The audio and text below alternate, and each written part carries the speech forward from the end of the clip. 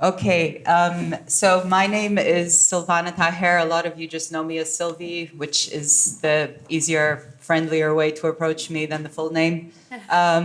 So I oversee history and theory in the school, and I'm also a unit master, and have just found today absolutely incredible. And off the bat, just want to thank Gulnar for thinking of this, for bringing all of the wonderful speakers together today. It's just been incredible. So thank you very much for that.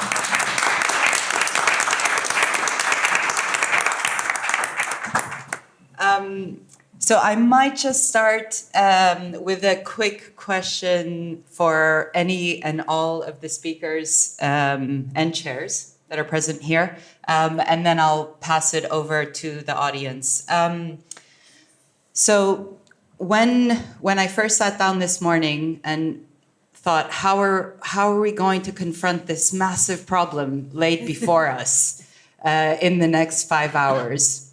Actually, what has happened throughout the entire day with all the different speakers and the points that they've brought through, it kind of has led me to this question of whether actually what we are all confronting in one way or another is a kind of broader dismantling of the problem of modernism, essentially. That we have maybe increasingly in kind of waves of broken promises understood that modernism isn't the kind of promise of the future that it originally kind of suggested it would be.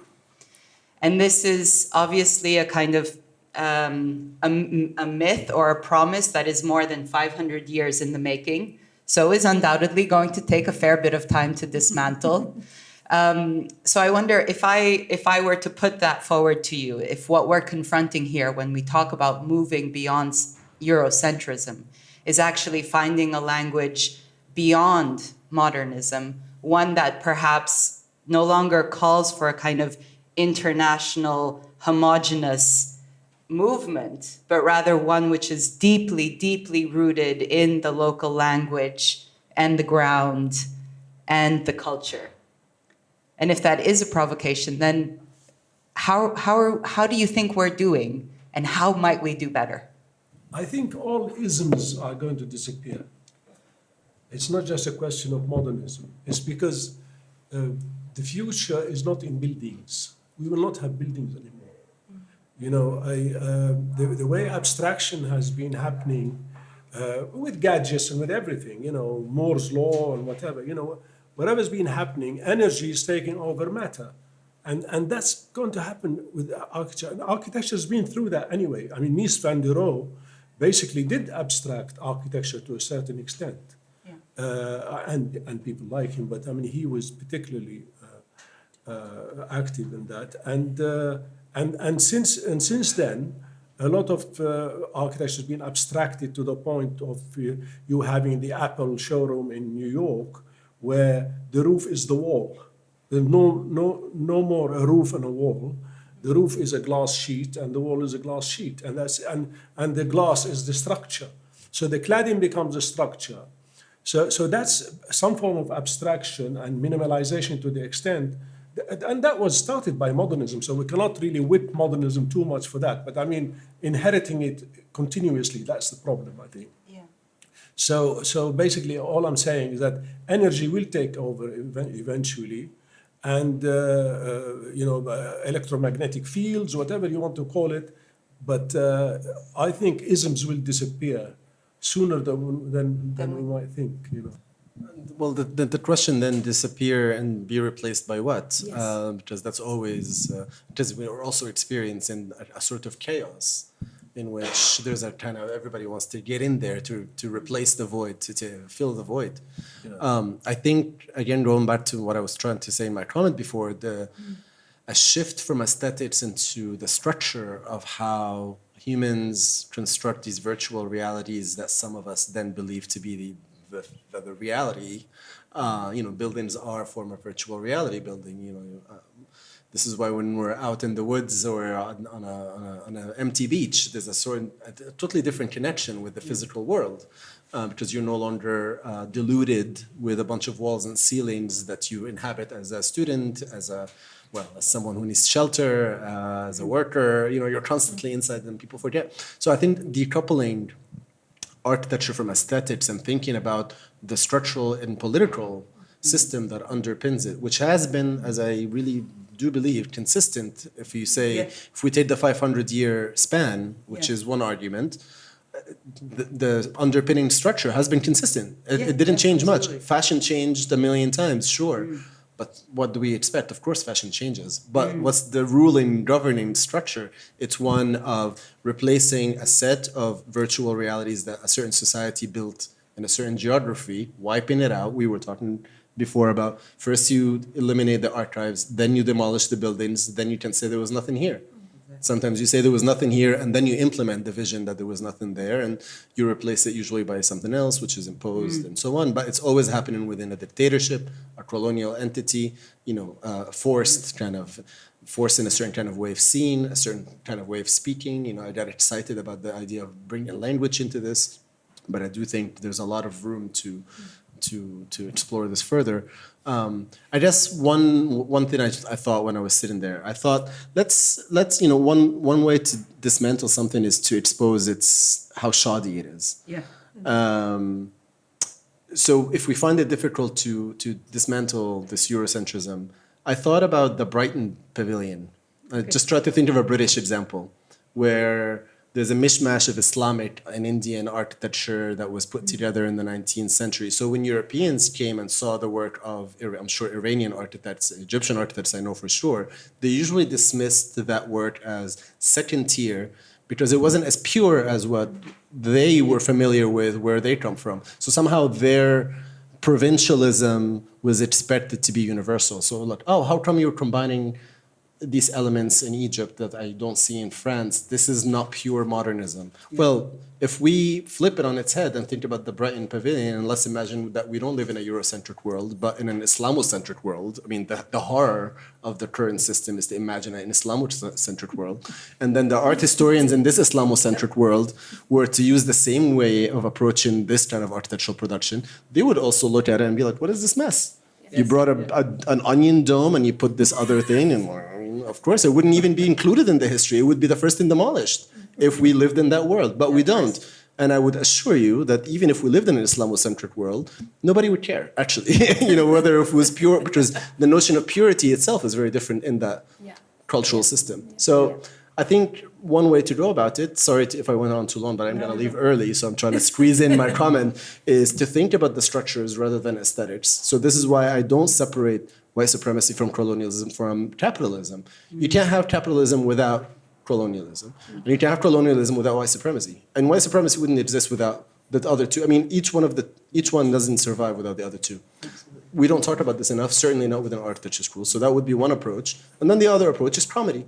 Let's dismantle what we're trying to critique by actually showing how ridiculous it is. Kind of building on what Mohammed was saying as well. I suppose it's also, even if we are looking at aesthetic, we have to look at an expanded notion of what aesthetic really means. So it's not just what it looks like. You have aesthetic property, you have aesthetic attitude and aesthetic experience. They're all part of the aesthetic discourse. And in architecture, we just look at what it looks like. And that's very reductive, very minimalist, and quite silly, actually. So actually, what does it mean? Because if we think about it in a systemic way, in a system way, now there are actually, it's really early, but there are books around organizational aesthetic and system aesthetic. So what does that mean? What is the property, in a way, of that system? How do people experience it, and what is its attitude? What is it trying to do, and so on? So I think it might also be about reframing aesthetic away from this reductive way of it just being seen. And then, and you have to see it in its much wider. I mean, I mentioned the Network Society that was actually written in 1998 when I was graduating here by Van Dyck and Castells. And now you read it and you think, oh my God, all of that happened. And that is the kind of society we are. How do you untangle it, that globalized, technocentric world?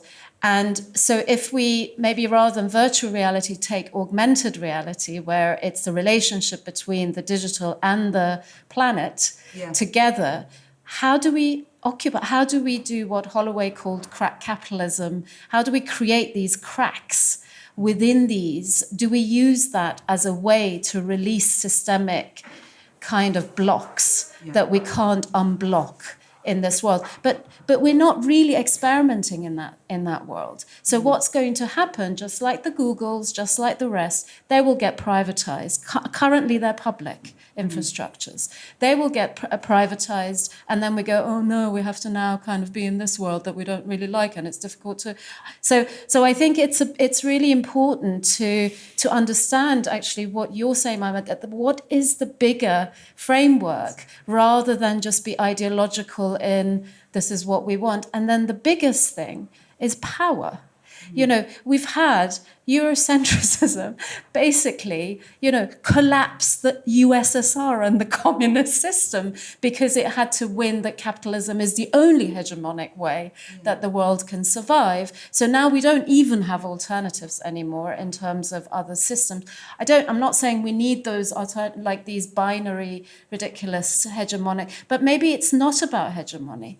Maybe it is about relational power, where, every situation or everyone should have power and be disempowered at the same time to understand the dynamic of power.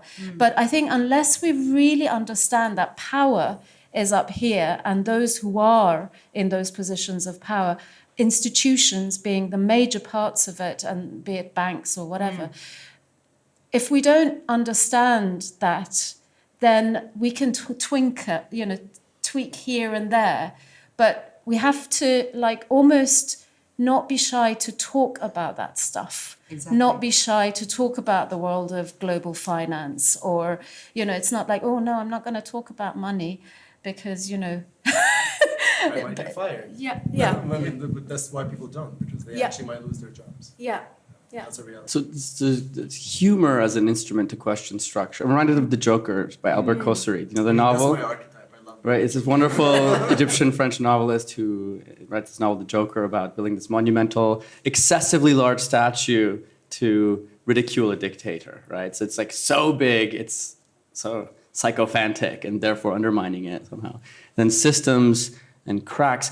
And I wonder what you guys think about this, but I was thinking, so if the telos, the promise of the nexus between capitalism, colonialism, and racism is a promise of futurity, a promise of a single forward point that maybe by participating in this system and maybe ultimately forsaking what you believe in, you can achieve the future.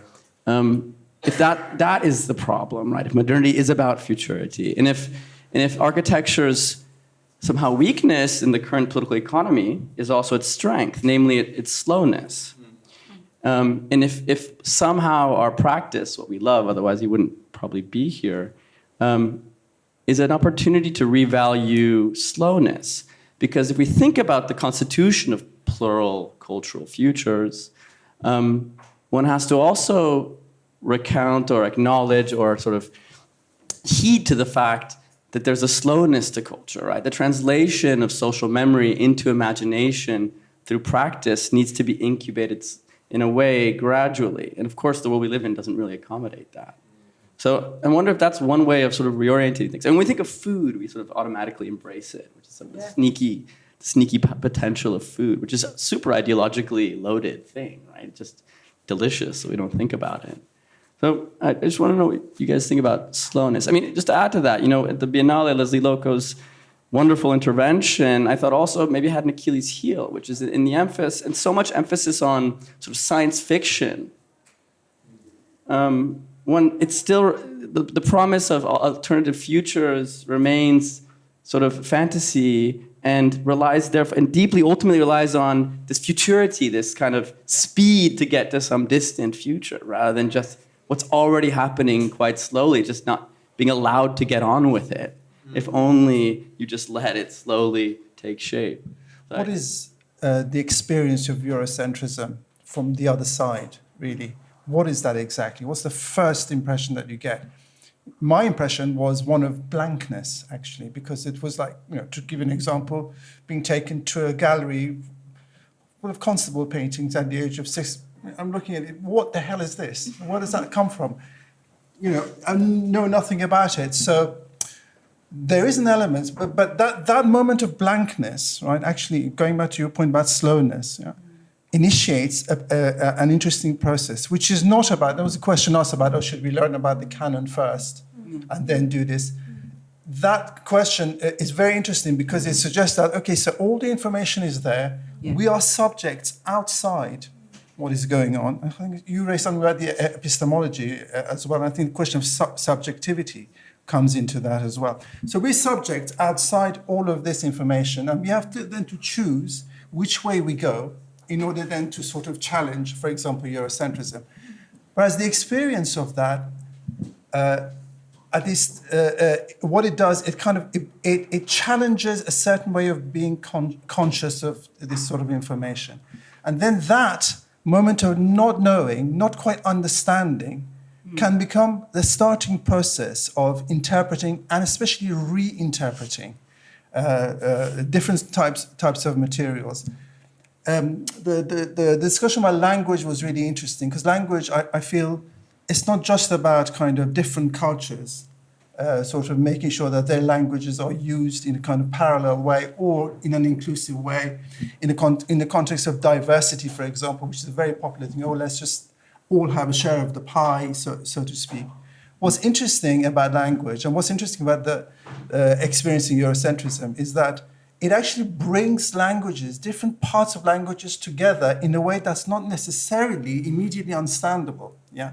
So you may find, for example, that you interpret a particular, for example, I don't know, Hitchcock film with reference to a love story, which is, for example, set in Iran. And so that enables you to see something completely different in that film, which you would not be able to see. So what I'm trying to say is that there is big value in slowness, but with that comes a questioning of who is it, who are we, what kind of subjectivity do we have in criticizing Eurocentrism? Because, and just my final word, if in sort of challenging Eurocentrism, we end up erecting another body of knowledge, another way of thinking, which is whether it's political, but which becomes whole and well articulated, we are actually expanding Eurocentrism. We're not doing ourselves any favor. Please, yes, absolutely. Just on that, and slowness was used against all the places that were colonized. Exactly. In fact, the main argument was they've been like that for a while. Let's shake it up. Yeah. And so that became, and the leadership that then was imposed or was already imposing, first their mind had to be redesigned in order to then manifest this into physical reality with tabula rasa type of projects or what's still happening now, like I mentioned in Cairo, nonstop. Somebody had to be convinced that what you've got is not good enough because it's been like that for a while. So actually, when modernity, when Europeans decided to leave Europe, it was a heterogeneous world. Yeah. So what everybody's dreaming of is going back to a heterogeneous world. So is this a process of undoing? Or, essentially we're talking about also self-respect for communities to maintain their sense of self and how they do things and network and exchange, yes, just don't have a Starbucks in every corner in my city across the world. Yeah. And the way that happens is colonialism was never about a bunch of European generals going around. There was always middle agents who are from the place, and we hardly talk about this because often they're the most incentivized to enforce the policies, to create the realities, to actually be racist against their own people oftentimes. So that's something to also broaden with the conversation. Yeah, picture that, the image that Golnar showed from Tehran, where there was a modern building being erected and the old Qajar dynasty harem was being destroyed. And people were walking in Western clothes, which was also imposed. So women were forcibly unveiled in 1936. They were run off, pulled off. People committed suicide left, right, and center. There was a woman who did not leave her house for 6-7 years while this was compulsory. All of that is captured in that moment beautifully, of how actually speed and resolution, getting to a point, ends up in that image that Gunnar you showed, in total destruction and of history and anything that actually refers to it and can be used in an interesting way. Absolutely. If I can pick up on the question and also the question of slowness that I'm very much sympathizing with. As a critique on the current discussion about, not today's actually, but the current more dominant discussion about challenging Eurocentrism and the kind of concurring issues of doing that or undoing that. Yeah. I think that the very main risk here is kind of recreating or basically producing the same rhetoric exactly. for the reverse purpose, which effectively would be using the same violence or the system of forces and systems of power in hoping to that this would kill that.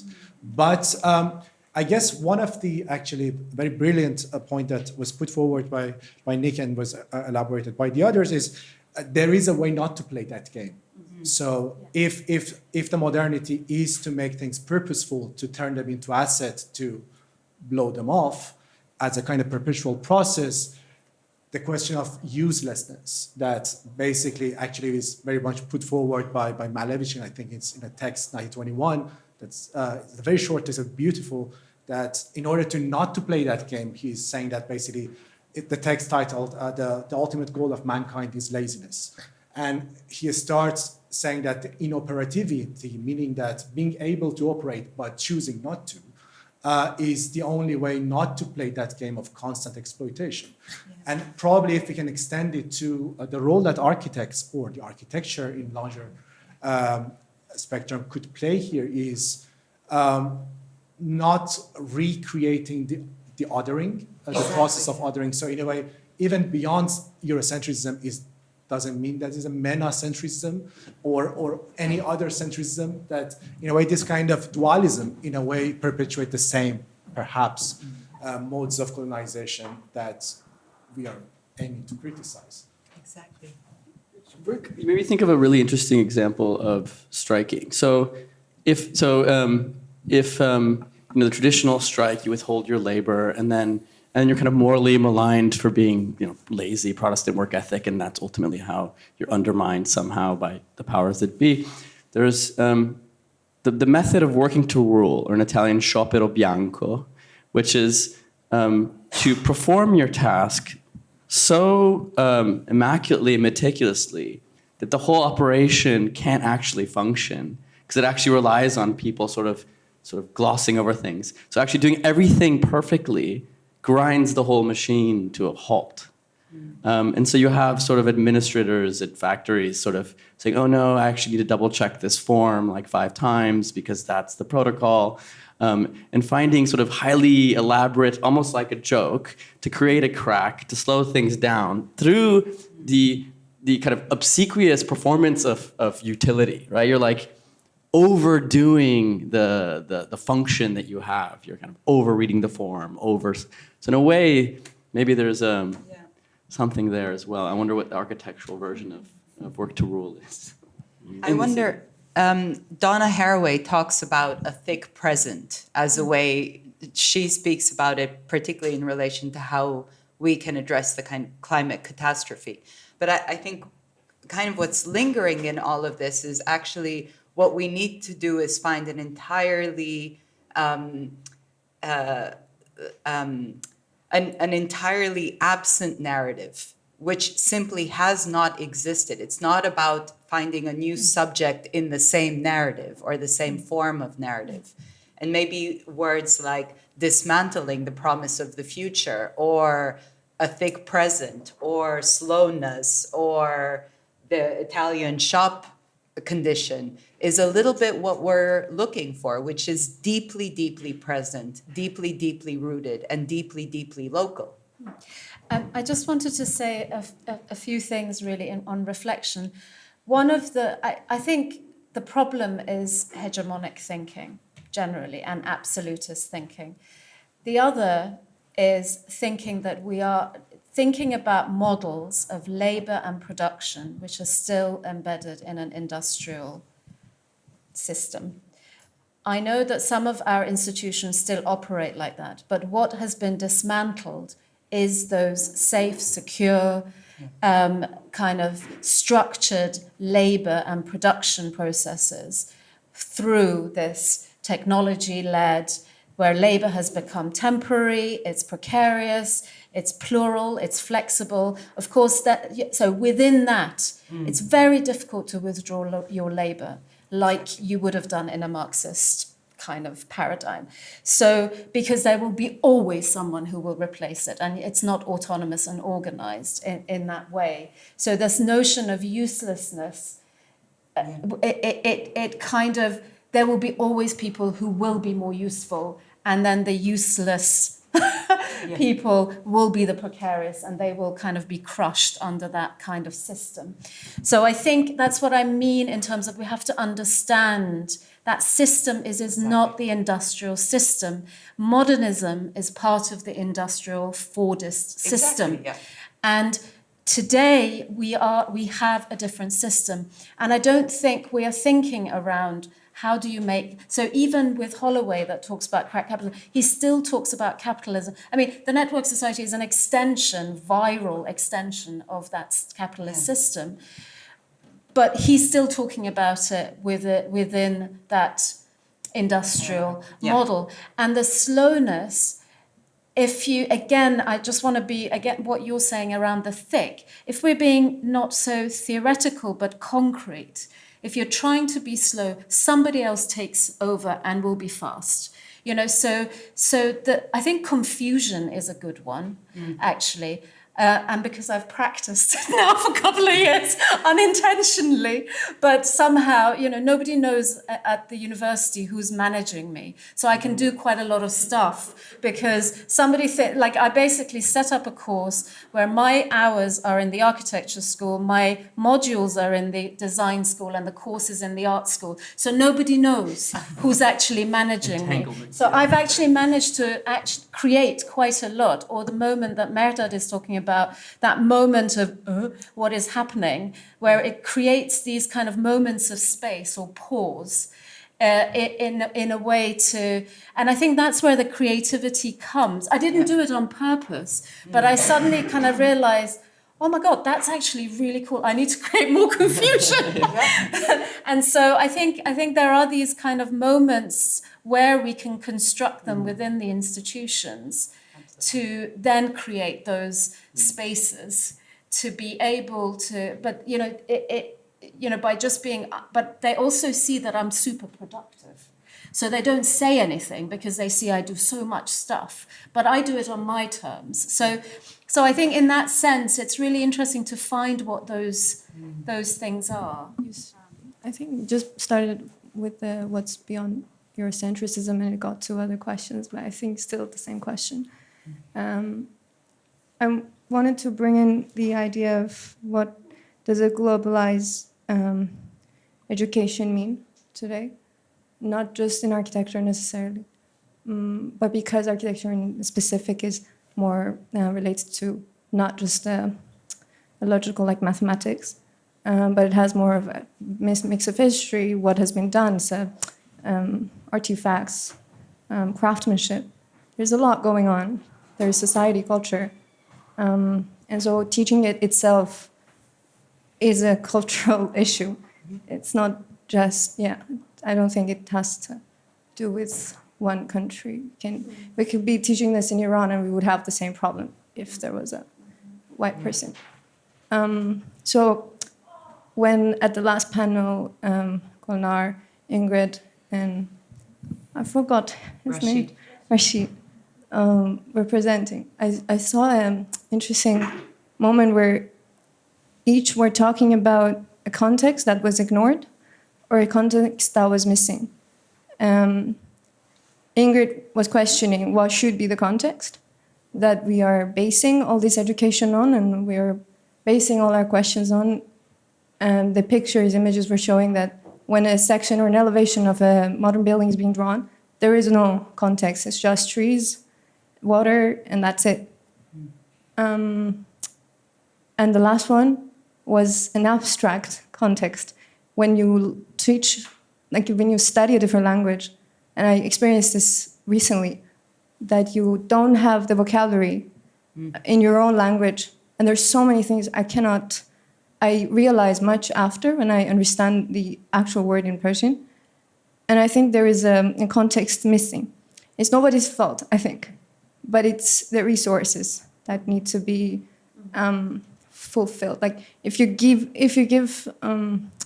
take someone from Libya, then do you have, like, can you dig for more resources to add to your library?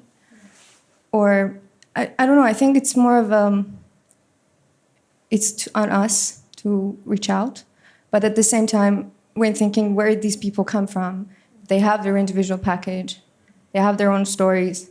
If you just sit here and talk about them and not like necessarily hear them and what they're asking, we're not doing really different things. Yeah. So it would be again looking at the subaltern. It's like we are imposing this idea on you, so let us help you. Whereas they know how to be helped, and I think they are asking for loving this freedom, that they are allowed to think differently, they're allowed to mix themselves, but they're asking for specific institutional supports. And I think if those are heard, this can go better, I think. It can be more globalized, not anywhere. So that's a tricky word, and I maybe just want to throw that out there, unless someone is desperate for a question. I'm just going to throw out the word globalized, or how we even think about the idea of global, which again, for a long time was a promise of something good to come. I'm not sure how we all feel about that at the moment. Perhaps globalized isn't up there anymore as something that we should necessarily be aspiring towards. Or maybe we should. If you listen to Bruno Latour, kind of the minute we began to globalize our understanding of the world is when we kind of cemented the fact that we were breaking it. So do we agree? Do we disagree? Does that bear any relevance to Eurocentrism? Or does somebody want to ask another question? All those are viable. We can't be either or about things. I think actually to start to design with the idea of filigrees of things and what do we take from that? Because you can't go backwards. We're not going to be now, go back into nationalization. It's just like it's a pipe dream. But it doesn't mean that you lose public asset. Yeah. We have to. So it's not an either or situation with globalism. We have to also understand what is local, and what is very specific and anchored and thick, and embedded epistemologies, which are also about place and. But also there is something important that could support that through global. So giving you an example, this very local market that we've been working with one of the students in Archway, they can't survive with a local economy, right? So what we're trying to see is how do you keep that there, because it's actually a community asset. Yeah, that market is a community asset that should be there. But actually, they can't survive, so they will disappear unless there is a global layer to that can actually enable it to survive.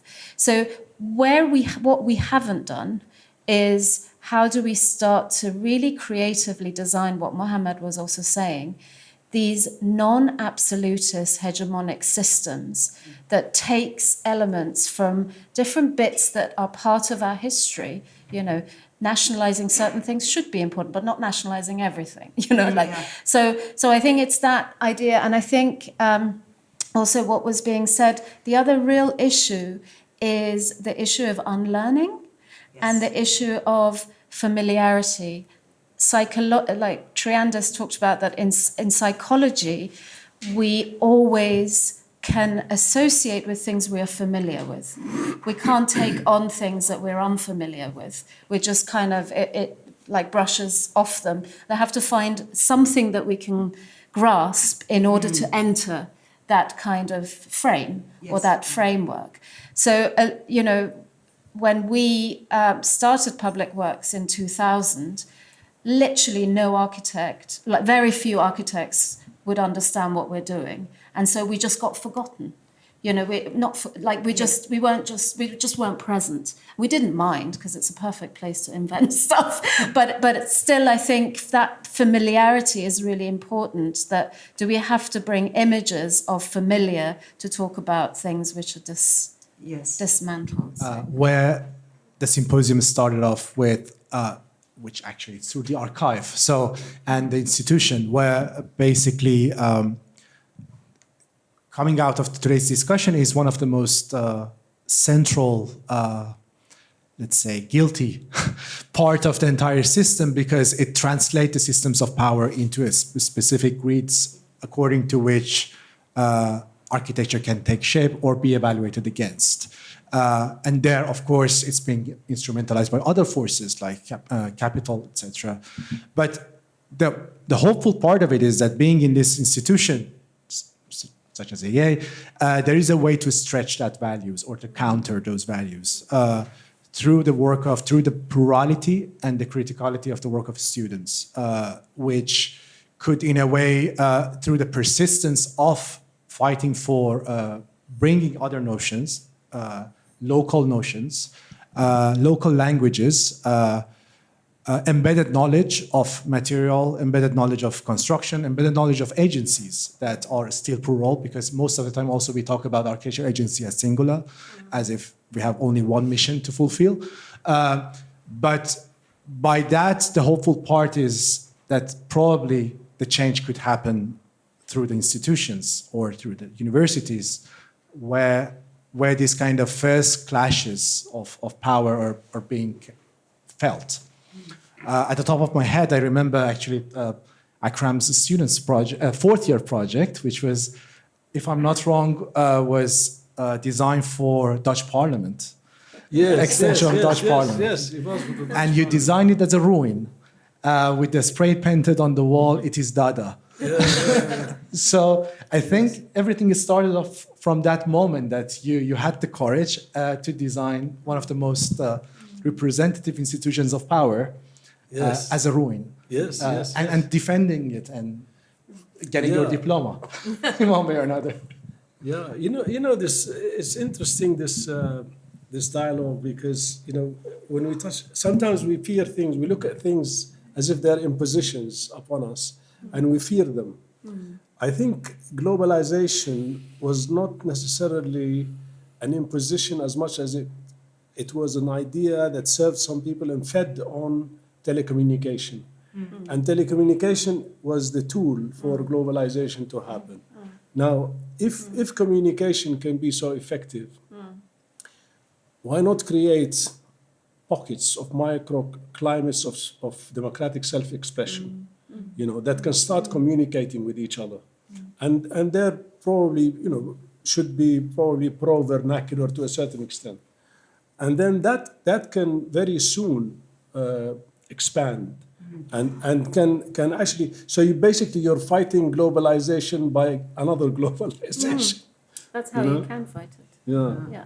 So, yeah. Absolutely, and I think there's definitely a Eurocentric aspect to globalization. That's where basically all the cities are beginning to look the same. A certain kind of sociality, which is a European sociality, is expected to develop everywhere. It doesn't matter where you are. People who go on package holidays always get on my nerves. So where are you going? I mean, do you know where you are? This is the same beach with the same kind of services. It could be anywhere. What's the point? But I think also we have to be careful between a kind of separating the global and the local too much, because in a sense, in a non-Eurocentric way, going to what you're saying also is creating these pockets of them. In a non-Eurocentric way, if you like, the local is not so much just dealing with what comes from my immediate locality. It's dealing with what comes to me from here and there and over there, but I'm dealing with it locally. Yeah, this is the difference, you know. So, and this is, for example, I remember the Arts Council. At one point, in my previous company, 30 Bird, we were sort of moved from London to Cambridge, and they said, well, you need to get involved with the locals, and especially at the Fens, you know, sort of in Norfolk, Suffolk, and Norfolk, which is the most the traditional place, nationalist place that you can imagine. People put up the English flags outside the houses just for the sake of it, you know, it's there.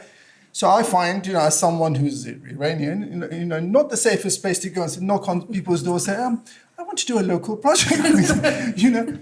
And their understanding of the local was completely literal, you know. It just didn't, they did not understand that, you know, the local is to do with how you interpret and act from where you are rather than, you know, the immediate locality. So that's, in that sense, you know, there's, difference. So I just have a question based on touching on a few points from you guys. First, okay, from Akram's point about how we're moving towards abstraction, and he referred to the Apple Store, you know, the glass ceiling and the wall. Another example comes to mind, which is not so abstract, I'd say, but the Welsh government building in Cardiff, where visitors can look into assembly rooms, and so this brings the idea of transparency and openness. So for me, I think of this as, so while a facade is being taken away physically, there still remains a virtual facade that is the idea of transparency and essentially democracy being an illusion.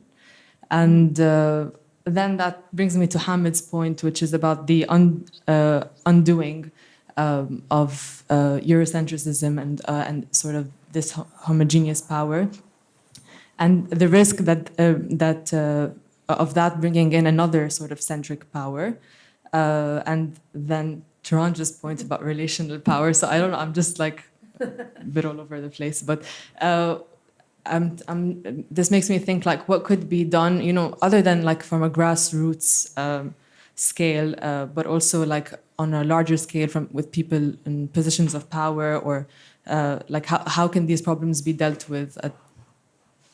It's always good to remember that things, you know, sometimes very small things, that's why I said like microclimate, whatever, of free expression.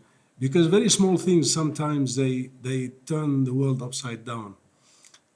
An Italian aristocrat, Guglielmo Marconi, whom you know of, in 1901, he did the first he sent the first wireless message from Plymouth to Newfoundland in Canada, across the Atlantic. He had no wires, no cables, nothing. He just, through basically deploying energy, electromagnetic energy, he managed to send a message, a wireless message. Now, we think that Wi-Fi and wireless modem is something very new. I mean, you know, it did eventually come to this, but the abstraction of matter, where he did away with cables, did away with wires, he totally negated matter and just sent electromagnetic, well, basically energy. So energy in smaller forms, if it's put and deployed in the right places, it can make huge changes. And that's basically the message here. What are the institutional frameworks that allow for that kind of small energy to echo, right? And you know, student work and your student project, and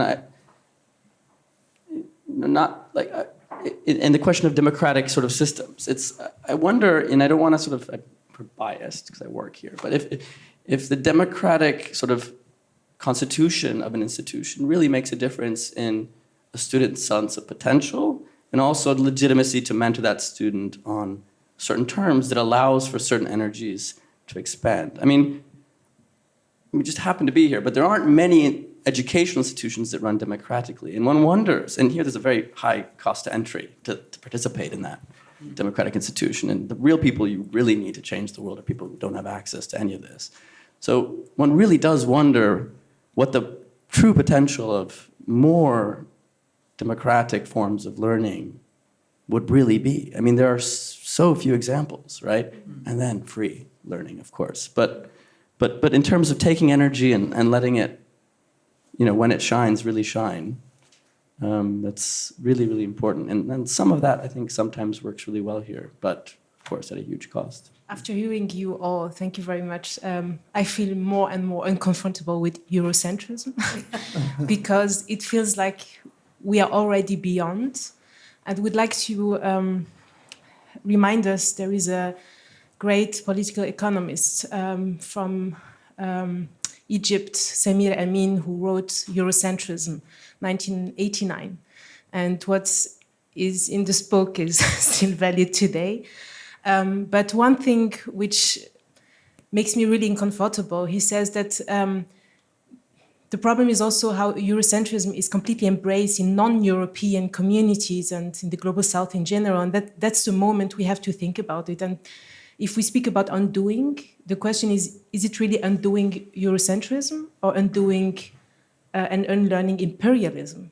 Because that's something which goes beyond Europe as the continent, Europe as, the Renaissance-centered culture, heritage, the world just inherited. So that's why now that we come at the end of the day, I feel really uncomfortable, if that's the right word, beyond Eurocentrism, if it's not really imperialism. So we have to undo, even in the Arab world and in the whole Global South, to undo completely and to unlearn imperialism. And I think that's the most difficult. The author says that the difference between imperialism and colonialism, and how, if you like, the notion of European self, the idea of self, which is also then elaborated through psychoanalysis, emerges at the same time as colonialization is taking place. Because this notion of the other, the other at the different stages, whether it's the savage, the primitive, and for example, taking existing primitive tribes as replacement for the ones that are no longer exist and treating them as the beginning. So as if they have no history of their own whatsoever, all the way up to now the European, all of that is part of what Eurocentrism is. So in that book, she distinguishes between imperialism and colonialism, and ironically puts imperialism at an earlier stage. This is what's interesting, which is the conquering of other people and the economic use of their resources and their free labor, slavery and other ways. But this notion of definition of the European self, which then becomes the center of Eurocentrism, is something else, is something that develops later. Again, I think it's probably we have to talk about scale as well. So there are different scales of injustices and like it can be from the scale of a neighborhood. You can have cultural colonialism to the scale of empires.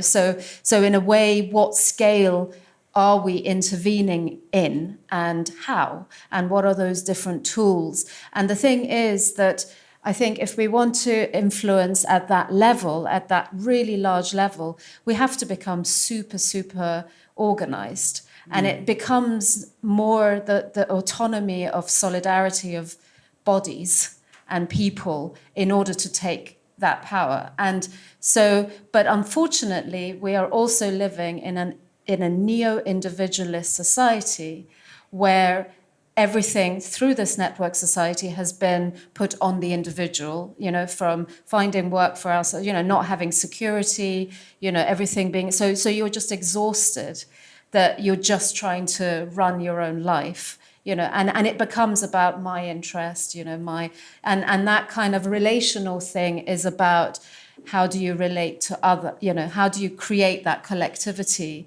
But yet, it doesn't mean that you lose the self, because we're again somewhere else. We're not in this vertical collective environment. We're just where the self and the collective are constantly being negotiated. But if we're not organized as large movements, which we can do through what Akram was talking about around these nucleuses of digital communities or whatever they might be, if that's an easier way to become globally creating movements, then that's what we have to do. But we're not singly, individually going to come up with a concept, I don't think, that is going to change the world. I think it is about that, building those kind of other solidarities or other kind of forms of power. And for that, we have to understand the power. So if you don't understand where the power lies, you cannot undo. It's like war. You can't undo power if you don't know what the power systems are. Imperialism right now, there's a great documentary called Spider's Web, Britain's Second Empire, which is all around the decentralization of wealth in these islands, I don't know, Panama and all the rest. How do you, that is the global empires, and they're all involved in it. China's involved in it, India's involved. So empire is quite different again to the industrial empire. And so we have to understand what we mean by that as well before we can intervene in it. This is absolutely really heartbreaking, but I'm going to have to call time on this. Take it to the drink.